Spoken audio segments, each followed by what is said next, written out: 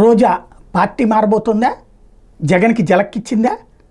ఆవిడకి సంబంధించి ఇప్పుడు 2 ఫోటోలు పక్కన బాక్స్లో వేస్తున్నా. ఒకటి ఇప్పుడు కనబడుతున్నటువంటిది ప్రొఫైల్లో మాజీ ఎమ్మెల్యే నగరి, అట్లాగే మాజీ పర్యాటక శాఖ మంత్రి అన్నటువంటిది ఉంది. ఇప్పుడు చూపెడుతున్నటువంటి ఫోటో వచ్చేటప్పటికి ఆమె రాఖీకి జగన్కి పెట్టినటువంటి సందేశం, జగన్తో ఇంతకుముందు రాఖీ కట్టినటువంటి.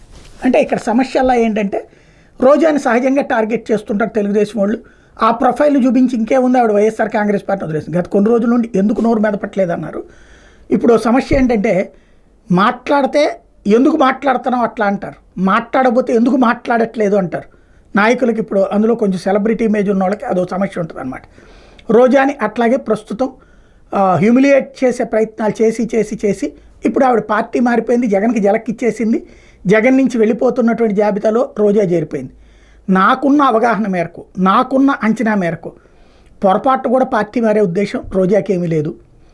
ఆవిడ ఆ ప్రొఫైల్లో సహజంగా ఏం చేస్తుంటుందంటే, నేను అబ్జర్వ్ చేసినంతవరకు ఏదైనా పెద్ద ప్రోగ్రాంలు ఉన్నప్పుడు అందులో మెన్షన్ చేస్తూ ఉంటుంది, అంటే ఆ డీపీలో పెడతా ఉంటుంది. ఆ ప్రోగ్రాం అయిపోయాక తీసేసి మామూలుగా కార్యక్రమం నడుపుతూ ఉంటుంది.